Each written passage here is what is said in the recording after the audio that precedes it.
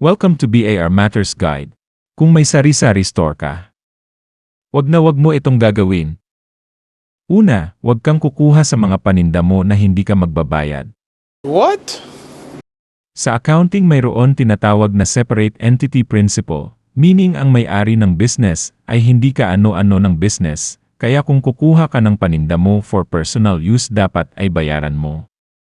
Kung hindi mo ito susundin, dadating ang panahon na hindi mo mamamalayan na ubos na pala ang puhunan mo at bagsak na ang negosyo mo.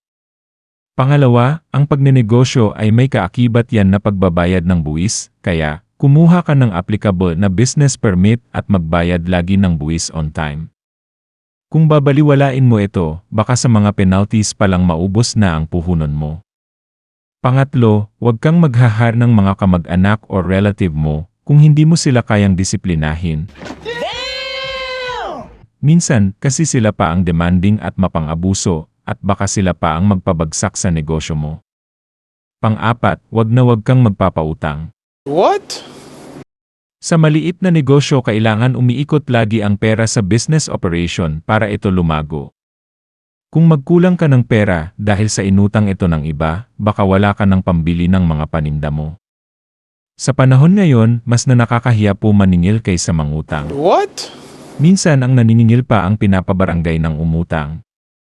Yung iba kasi na tao mabuti lang kung umuutang, pero kung nagkakapera na sila inuuna pa yung mga luho nila bago magbayad.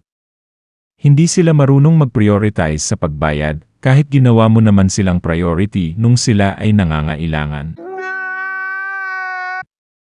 Panglima, wag kang magbibisyo tulad ng sugal at babae, matakaw po ito sa pera at hindi mo na lang namamalayan ubos na pala ang pera mo na dapat ginamit mo sa negosyo. So, that's it for this video. Don't forget to like and share this video and subscribe to this channel. Thank you.